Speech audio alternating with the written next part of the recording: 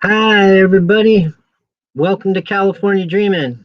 I'm waiting for my buddy Christopher William Ford to arrive.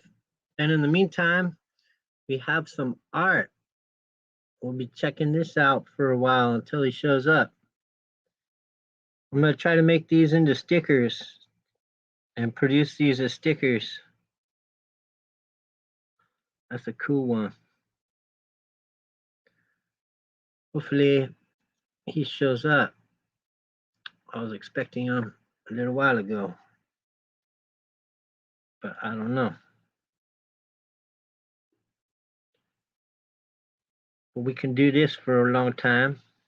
If there's anybody in chat, we can talk about whatever.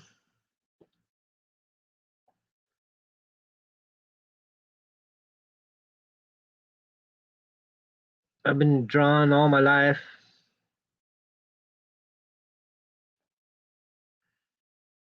And doing things.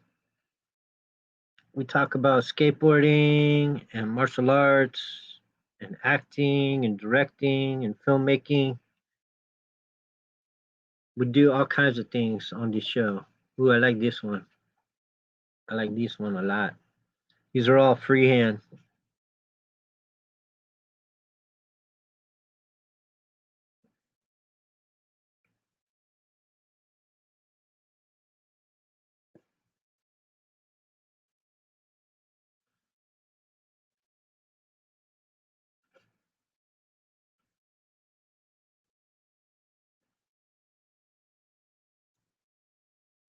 I suppose we could just do this for a half an hour. Oh, this is one of my favorites. This one has my real blood on it. That's my real blood here in the corner. In the corner. I don't know how I got blood on it.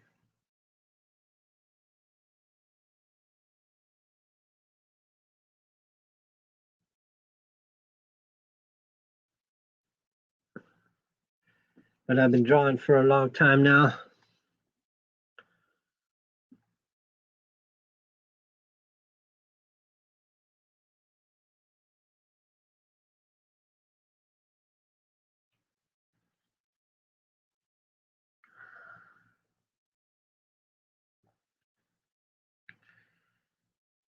You know how we do.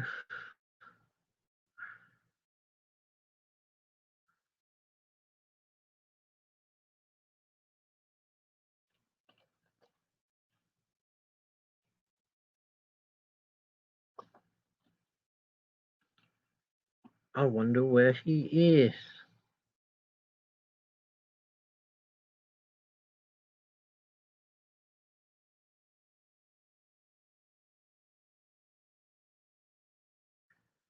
This one's intense. It's got like a clown in the middle, killer clown.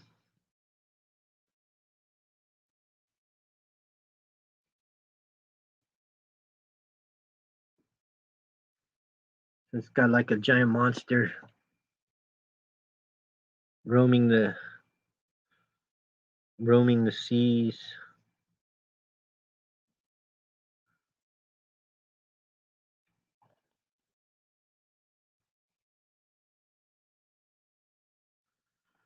Mm-hmm.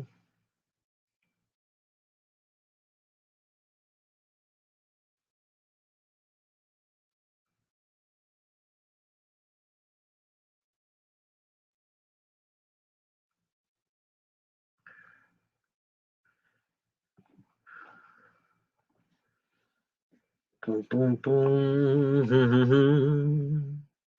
Don't let your troubles hang on you.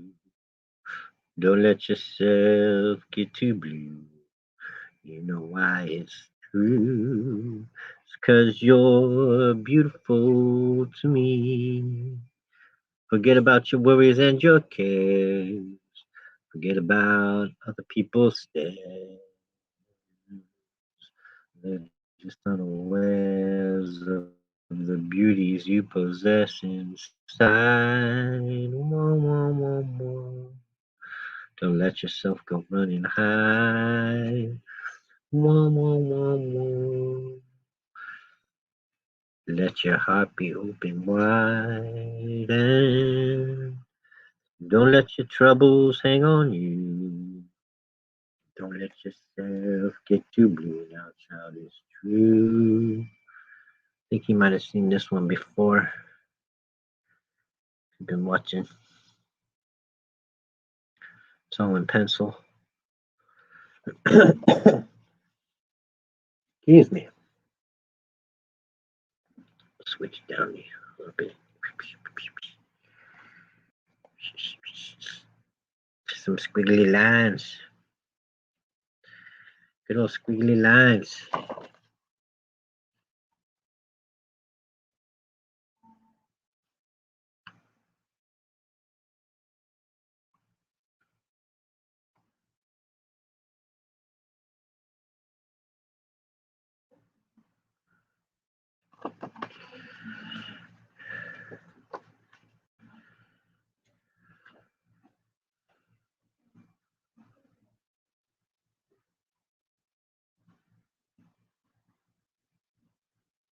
Oh, my buddy's all right.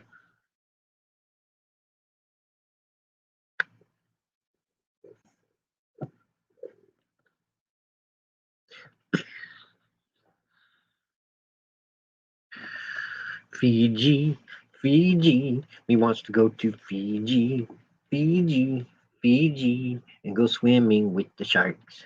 The sharks in Fiji. There are no llamas in Fiji. Don't wear pajamas in Fiji. In Fiji, it's limbo all the time.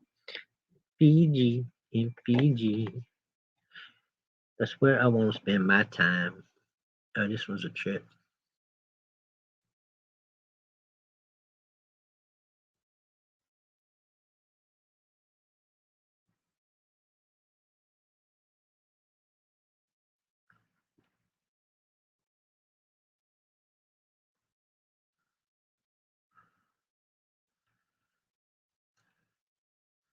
Like I said, I want to put these in the stickers. Got nobody in chat. Everybody's at work or something. Ah, I just got a message from Chris. He's gonna be here.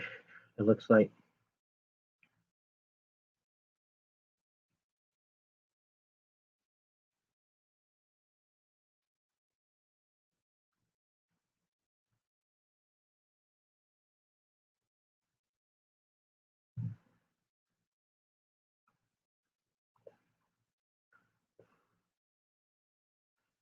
In Fiji, it's rumba all the time. In Fiji, that's how we pass the time.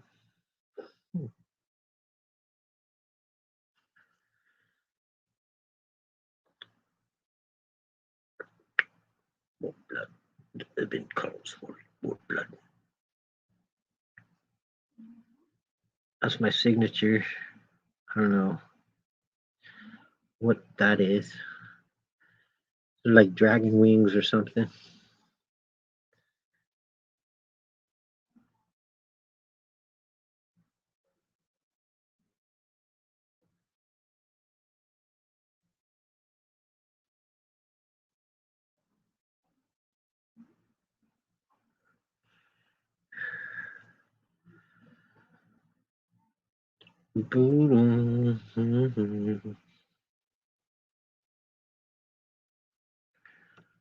I get stickers made of these.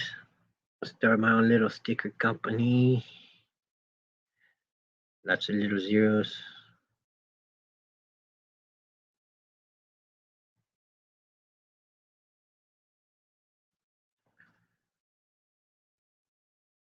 My buddy should be here in a minute.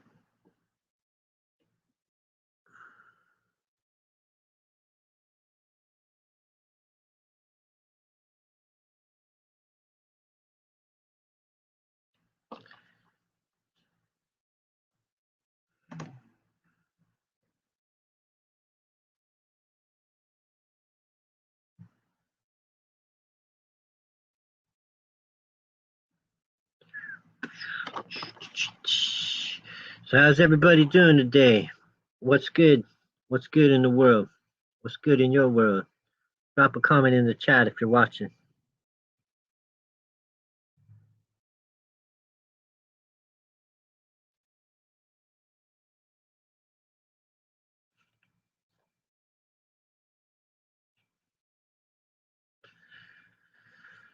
I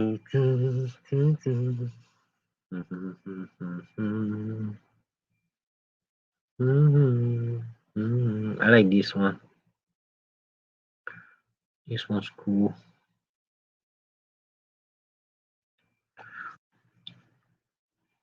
From the Broken Dream series. Some of these are full dreams, some of these are broken dreams. Some of these are just wacky little doodles.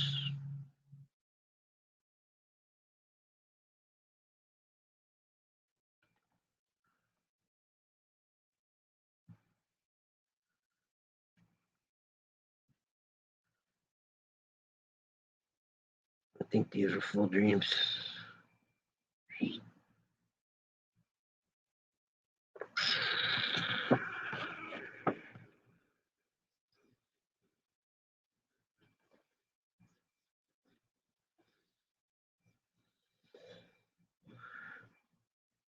It's from like the edge of a crowd. Ah, here we go. We got my man Ford here. Hey, buddy. Hi, my man. I had a little technical difficulties on my end, so That's sometimes okay. you understand that, right? Yeah, we blew it last time. I'm really sorry about that. Oh, that's okay.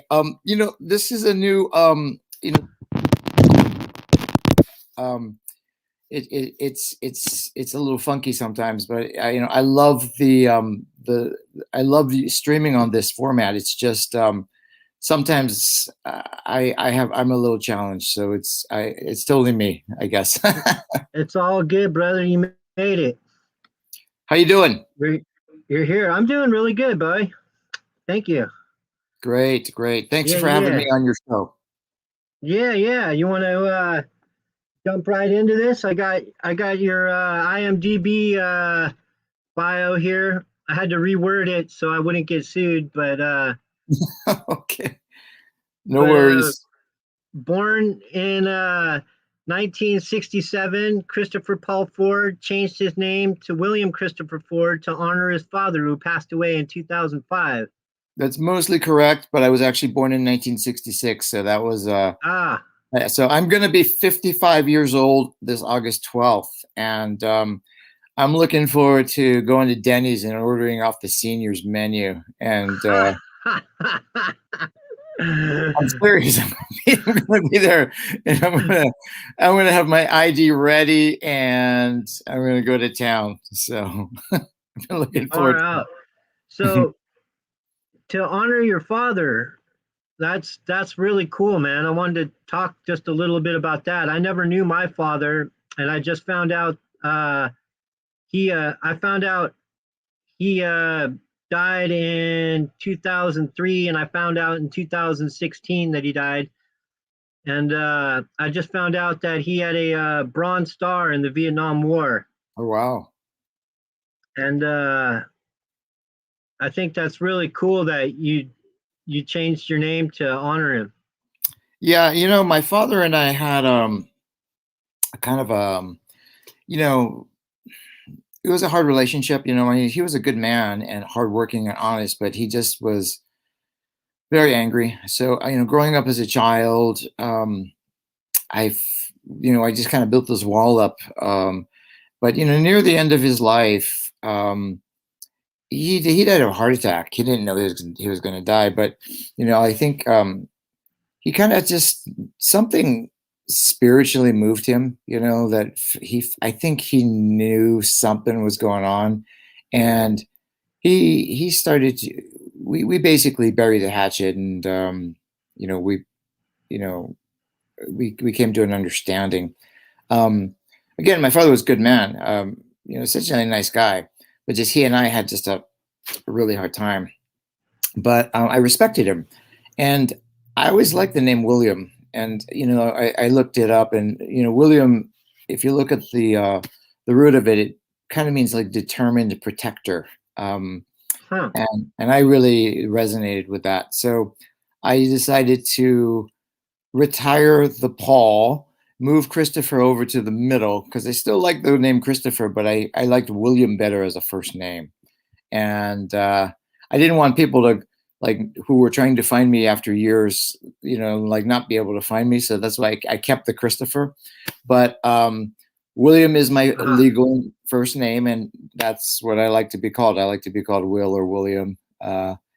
So that's the It story was behind. yeah, that was my grandfather's name. So that's so you inherited Christopher from your grandfather. That's cool, man. No, I'm not sure where my mom got Christopher from, but my middle name is Bay because I was born on the Bay Bridge. And Oh, got it. then my last name they kept changing from Phillips to from Hutton to Phillips to they wanted to try to change it to Peltier, and I wasn't about to become Christopher Bay Peltier. So I changed it to the day I was born on the Mayan calendar, which is Stormbringer.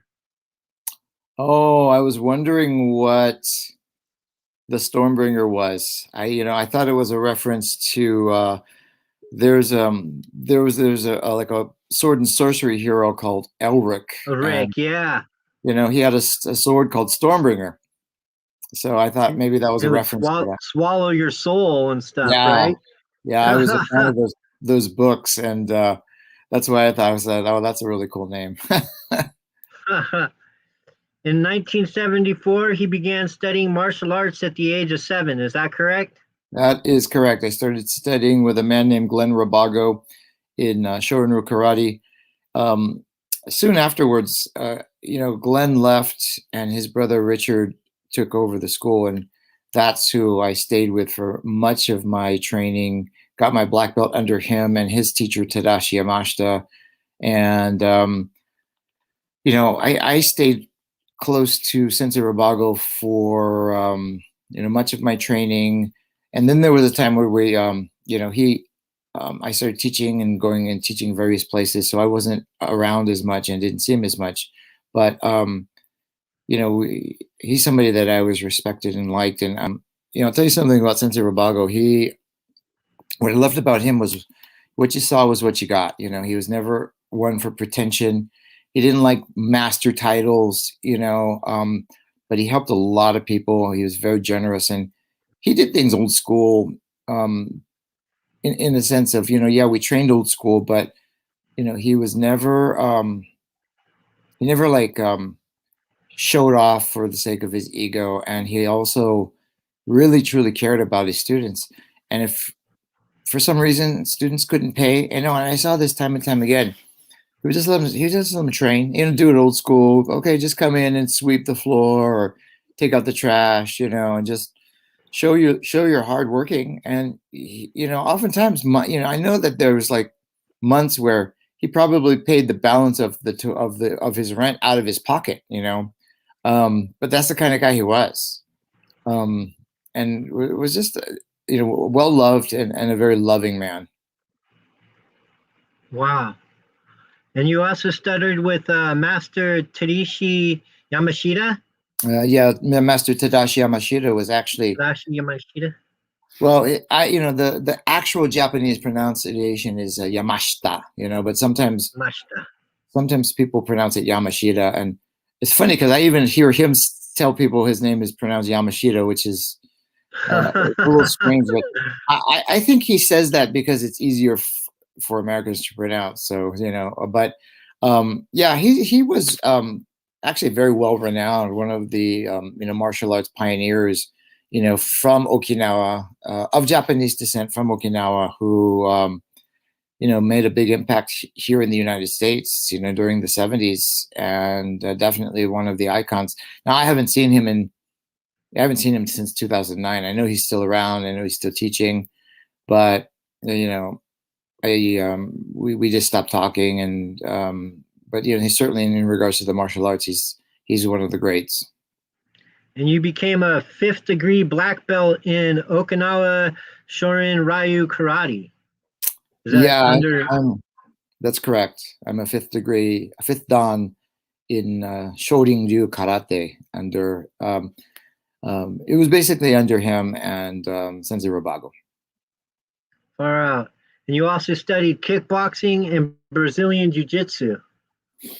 There was a guy named Dave Liu who was one of the black belt instructors at the original showrunner school, and he was a really progressive guy because he taught us boxing and cool kicks and things like that. He was a big Bruce Lee fan, so he was highly influenced by that. So that's where my kickboxing came from, and I also was a big fan of Benny the Jet Urquidez. So I, Ah, yeah, he's one of my living heroes. I've gotten a chance to interview him. I've trained with him on one occasion, but I've never been, I'm not a student of his, but he certainly is one of the greats, and he influenced me, even as a kid. But the Brazilian Jiu-Jitsu, I got a chance to study with Horian Gracie and Hoist Gracie. oh wow, Yeah, this was back in 1987 or so when nobody had heard of Brazilian Jiu-Jitsu. right? And it was before the first UFC. So, they taught lessons out of their garage, and it was $20 for half an hour. It was private. You just pay them $20. And at the time I was like, wow, $20. I thought that Yeah, was a lot of money because I was a kid, like I was a young man in my 20s, and I was like, right, okay, but I did it for like 3 or 4 months because I didn't know what to do if like somebody were to try to take me down. So it was like I got to learn how to at least get up off the ground, and that was my first exposure to Brazilian Jiu-Jitsu. And I still study. I mean, I never got beyond white belt because I never committed enough time into to the art, but I have a deep appreciation for it. I have a lot of friends who train Brazilian Jiu-Jitsu, but still have a very fond memory of being able to train in their garage in Torrance many years ago. That was like right like before the UFC. We're talking Hoist right. Gracie, full head of hair, not having any, not speaking very much English, and look how it exploded after that. Has become one of the premier martial arts in the world. All right. And Ford was awarded the Lifetime Achievement Award in recognition of his commitments and contribution to the martial arts, August 7th, 2012. He was inducted into the Martial Arts Hall of Fame. That is incredible. Oh, thank you. That was thanks to my instructor Richard Rubago. He nominated me before he passed away, and honestly, Chris, I didn't want to accept the award. I'm not one for titles and rank and all that. I just want to train. I just want to become a better martial artist and a better teacher. But my school was still new at the time. It was like maybe a year old, and he felt that it would be good for business. So he nominated Yeah, me. Because sometimes people, they look at that stuff and they go, oh, this guy must be good. It doesn't necessarily mean that, but I accepted, since it was coming from him, I right. did accept it. So yeah, you and your wife own and operate Kaizen Dojo out of Torrance, California, as part of Kaizen Dojo Enterprise LLC, and teaches Okinawa Shuden. I know I'm butchering these names. Yeah, Ryu, you can just say Kabashi, Shorin Karate. Rue. Shorin Okay. Rue. So Chris, the word And you kaizen teach. is a Japanese word. Kaizen. It means it's come to mean continual improvement. And I founded the dojo, and my wife is the support behind that. She's not a martial artist, but she handles the administration and all that stuff, and has really been the anchor. But it means continual improvement, and that's the philosophy I wanted to found the dojo on. So rather than teach, I teach Shorin-ryu as a base style, but the goal is to continually improve as a martial artist, as a teacher, and as a person, and that's what we're trying to convey to our students. So um, more importantly than a style, it's really about improvement. Huh. So what originally got you into martial arts? You know what? Do you remember that old kung fu show called Kung Fu with David? With David Carradine and Yeah, that was my first exposure to martial arts of any kind. Watching that show, that was my favorite show. And then here in California, there used to be a theme park called Japanese Deer Park, Japanese Village in Deer Park, and they had live karate demonstrations there. And the demonstration team was headed none other than Sensei Fumio Demura, who played Mr. Miyagi. He was Mr. Miyagi's stunt double in all the Karate Kid films, Oh wow. and that was my first exposure to live martial arts. So Hmm. those two things, the Kung Fu show and Sensei Demura, were the seeds that were planted. And then I had a buddy who was in the third grade or so that actually he started taking karate over at the Shorener School with Sensei Glenn Rubago, and he says, "Oh, I started taking karate. You got to come." And hey, that sounds great. I'll do that. And initially, I didn't really care for it because it was kind of rough, And eventually, I stuck with it long enough, mainly because my mom didn't let me quit, and I grew to love it. And like so many other people, it's kind of a cliche, but I discovered Bruce Lee, and I was inspired by that, and I wanted to become like him. And then there was no turning back. So, and then Huh. that's what eventually leads me to being here. Now, you studied martial arts yourself, correct? Yeah, I started with a girl down the street with I think it was judo, but Okay. she taught me how to roll and tumble and fall, and then in high school I got into aikido, and I thought that was it. And this little man named Brian Coles came up to me one day and he says, "Oh, why don't you learn kung fu?" And I'm like, I don't know. I got Aikido. This is the bomb shizzy. Nothing's better than this. Hmm. And he's like, well, come to my class and one time and check it out. And so me and my buddy Patrick went to his class, and he's doing all these little moves, and he's got he's got all this little movements going. And I, I wasn't having it. I was like, man, your style's gay. I think I even said that. Mm.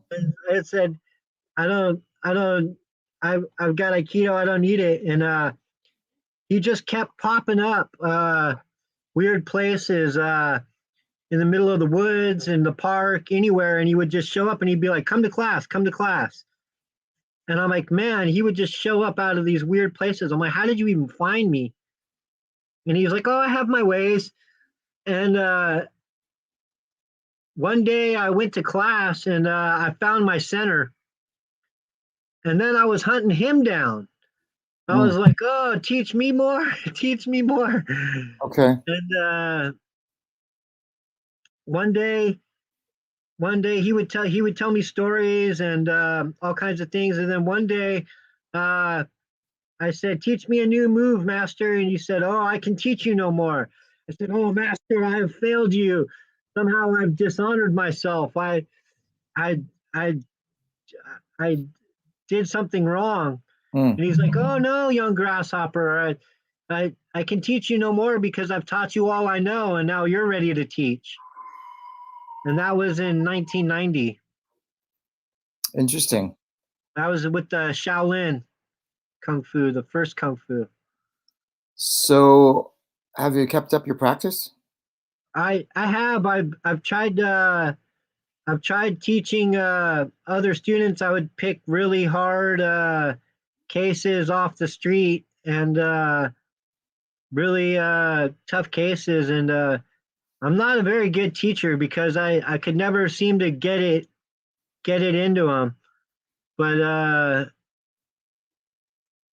But I have one student right now, and we don't really practice the physical stuff of it. He's more into the spiritual side of kung fu, Mm. and the way our people are right now, we just talk a lot of kung fu. So I'm Okay. uh, trying to get him into the exercise part of it. Got it. Have But we met? We met in person before, haven't we? Didn't we? I think We I met think once we met at before, right? Brooks Institute, maybe. Yeah, Okay, maybe I at Brooks remember Institute down in Ventura. I worked on a student film, and I think you were one of the crew for that film. I And possibly, I think so. I think it was a film where it takes place in a diner, and me and this other dude are sort of like these zombie hitmen. That's what I seem to remember. And I don't even remember the name of the director, and it never. I don't think the project was ever finished. To my great disappointment, it seemed like it was going Yeah, to be cool. But that's where I seem to remember meeting you and speaking to you on set that day. yeah, yeah. We got Dora Atkinson and Cameron Ghost and Chris Kanak in the chat. That's uh that's really cool. I wanted to give a shout out to those guys. How you guys So doing? yeah, Thanks for speaking watching. think speaking of acting, what got you into acting? Um, in 1977, I had the great fortune, like so many other people, to watch a little film called Star Wars in the theater. Uh, uh, This was 1977, and I'm only half joking because it really was kind of not considered a big deal when they were making it, and I mean, I think George Lucas was really lucky to even get it finished, and it just became this phenomenon. When you added the music and the special effects and all that, just because it was the right time for this story. And my favorite character in that first movie was Han Solo, and I was very inspired by Harrison Ford, who later went on to do, Indiana Jones and Blade Runner, and just has had an amazing career. And that was when I was like, I would say, Harrison Ford, George Lucas, and Steven Spielberg were like my first initial, like, wow, I want to get into that. I want to be able to go on these adventures in film and tell those type of stories. And then, of course, Bruce Lee. I was seeing him in film. So those were like my main initial influences that made me want to pursue entertainment. huh. So, what's your all-time favorite martial arts movie? Well, there is a movie that was released here called The Master Killer, but the original, more accurate title is The 36th Chamber of Shaolin. Oh Um, yeah, Gordon Liu, and it's an amazing, it still holds up. It's a classic. I I still love that film very much, and I would have to say that one would be my favorite. yeah. I like The Great Hero from China. Oh, very cool. You know that one? Yeah, that's Uh, cool. there's just so many great films that Yeah, Golden Harvest yeah, puts yeah, out so much good stuff. yeah. I love some of those films. Shaw Brothers came out with I think it was Shaw Brothers that released the 36 Chamber of Shaolin, and Golden Harvest was their rival studio that was founded by Raymond Chow. But pretty cool movies from both studios for sure. Right on, right on. So Chris has starred in Leroy Goes to Hollywood in a short where he was a producer in 2015, Force Bound, Hollywood or Bust, Martial Arts History Museum with Gerald Okamura, a video short production in 2017, uh, Xmas Night, Martial Arts History Museum, Kaizen Dojo Presents, the TV series documentary, man. And you do 56 Masters. My show that is my passion project is called 52 Masters. Oh, 52 Masters, sorry. Um, I started that when I was 51 years old, and I wanted to do something to celebrate my 52nd birthday. So the idea was train with 52 different masters of the martial arts, or experts in the martial arts, And the original goal was to get it done within a year, because it's 52 masters, 52 weeks in a year, 52 cards in a deck. It was catchy. Uh-huh. We have finished 32 episodes, and there's 20 more to go. And obviously, it's taken me more than a year, but we will be done within a year. I would say we'll probably be finished at the end of the year, and that's pretty cool. And I've got some people in mind for the 50.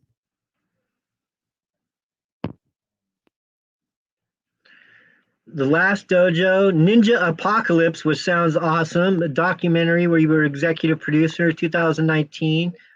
Always earn, never give in. Martial Arts History Museum again, more 52 Masters, and then you played a ninja on Knight Rider. Man, I wanted to talk about that. Yeah, that is awesome. Well, that one again. Master Tadashi Yamashita worked on that episode. Jeff Imada, I think, was the stunt coordinator on that, and I got to be one of the ninjas that confronts David Hasselhoff. So you couldn't see my face, but I got to do some martial arts in that episode, and it still shows up on IMDb, so that's pretty cool. Right on. And then you got Immortal Hands, a TV miniseries, be 3 episodes in that, and a guitar story. Yeah. That's interesting.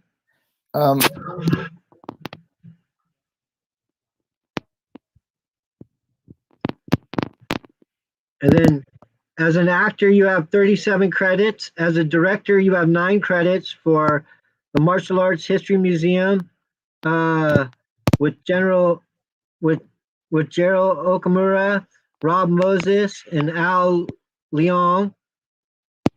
And then Kaizen Dojo presents The Last Dojo, Ninja Apocalypse, Always Earned, Never Given, Martial Arts History Museum, and a guitar story. That's cool. What's it like being a director versus an actor? You're doing like the whole Dirty Harry thing here. Well, it's all hard work. At the end of the day, I like being able to produce my own content.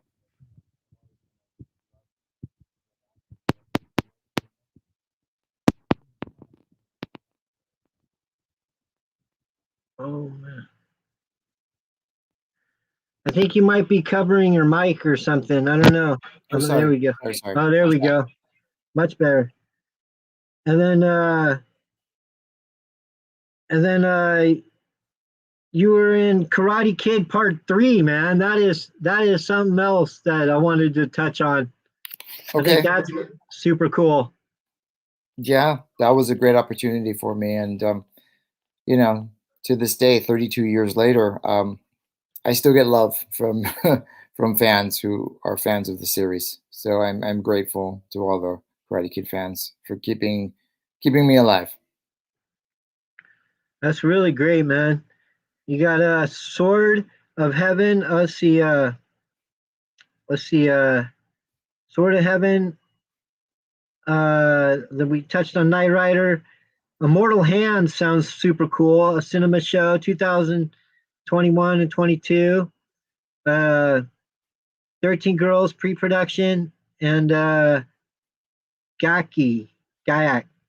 yeah, The Hungry Ghost. Yeah, those are all things I've been working on. Man, that's great. That's really cool, man. And then as a writer, you have Always Earned, Never Given, and Xmas Night. Correct. That's really cool, man. Thank you so much. Yeah, buddy. So, who is your all-time favorite director, or a director that you've worked with that you really like working with? Director that I've worked with that I really like working with is a guy named Jim Towns, who's also my producing partner. Very, very talented guy and good friend of mine. Um, Favorite director who who's directed who's a little bit more well known. I'm a fan of Steven Spielberg. There's also another director named Antoine Fuqua who has directed a lot of amazing action pieces. And then there's a director right now that I'd really like to work with named Sam Hargrave, who directed a movie that starred Chris Hemsworth with that was called Extraction. And yeah, he's a guy that I like to work with as well. But yeah, a lot of people out there that I would love to work with. But those are the three that come to mind. Far out. What would you be doing if you weren't doing martial arts and film? Uh, I'm hopefully some kind of honest work. That's a hard question. It's like, that's all I've ever done. So I'm not sure. Uh, Hopefully something that is contributes to society in a positive way. what do you have to say for people who want to get into martial arts or filmmaking or up and coming maybe who's one of your favorite up and coming martial artists right now? Up and coming martial artist right now. There is there's a woman that I work with who's from uh she's really an amazing stunt fighter named Elena, and she's from Kazakhstan. She's an up and coming person that I like to work with. There's a few others, but she's the one that immediately comes to mind. That is so cool, buddy. Well, I've got a ton more questions. I don't know, we're out of time here. If you want to keep going, we can keep going, or we can let you get back to your what you were doing. Well, I've enjoyed my time here. Let's do another episode sometime in the near future. Yeah, yeah, yeah, buddy. You're always welcome back. Real quick, how do we get a hold of? How can we find your stuff? Um, I'm on Instagram as William Christopher Ford. Same with Facebook, but probably best is Instagram. And my email is kaizendojofilms@gmail.com. That's kaizendojofilms@gmail.com. That's the best way to get in touch with me. And yeah, if you follow me on Instagram, that's the best way to kind of keep track of what I've been doing. Last question, real quick. Who's your favorite superhero? Favorite superhero? Um, I'm gonna go with Spider-Man because he's the one I grew up with. Yeah, mine too. Yeah, I like Spider-Man. I like the Black Panther too, but I'm gonna go with Spider-Man because he's the one that he was like the first superhero that I read about when I got comic books and things like that. So let's go with Spidey. Far out, buddy. Well, been a real honor to have you, Chris. Thanks so much.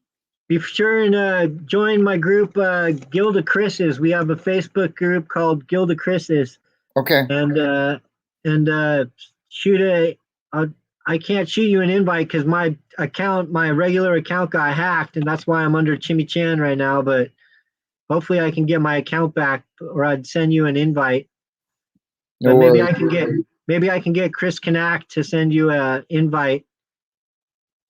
But join the Guild of Chris's, and then you can promote your stuff on our group. Thank you so much. Appreciate you having me on your show. You're awesome, buddy. Thank you so much. You take care. Okay, thank you. Bye bye. Well, that was really cool. We had William Christopher Ford, amazing, amazing, amazing person, and really cool brother. And I think that'll give us a wrap. Thank you to Cameron Ghost and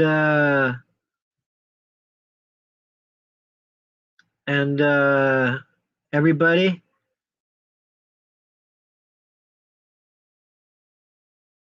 and take care of each other out there. And